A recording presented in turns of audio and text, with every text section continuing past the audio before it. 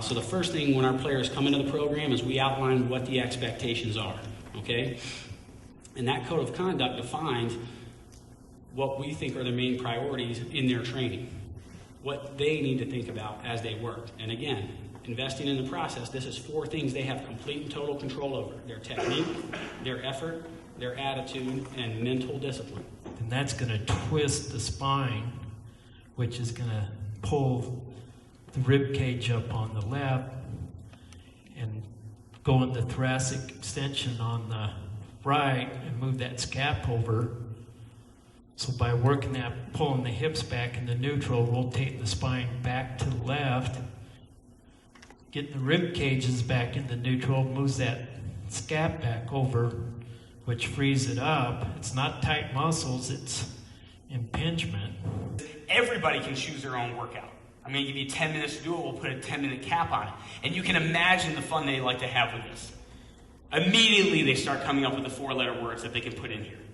Immediately, they start using their buddy's name or their buddy's nickname that their buddy doesn't like. Teaching them how to breathe ties into my yoga.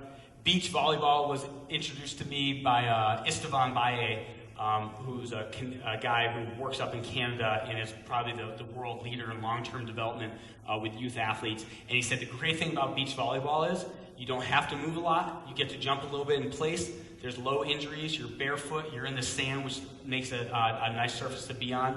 Complex and simple. Okay? We got to make it simple, right? We're coaching athletes. Okay? What we would do, for example, if we're doing any heart rate monitor activity, we'd bring them over, right?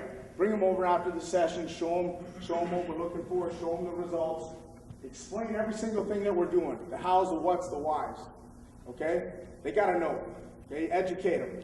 I would never not do that. If you do not feel like, if they gotta know that stuff. Now, it doesn't have to be a dissertation every day. First, I've been a West Coast to speak at clinic, and my 4th hammer clinic, so it's real special to speak with this company and the people the products that they have and things such as that. But Russell Patterson is the head football strength coach at Middle Tennessee State right now.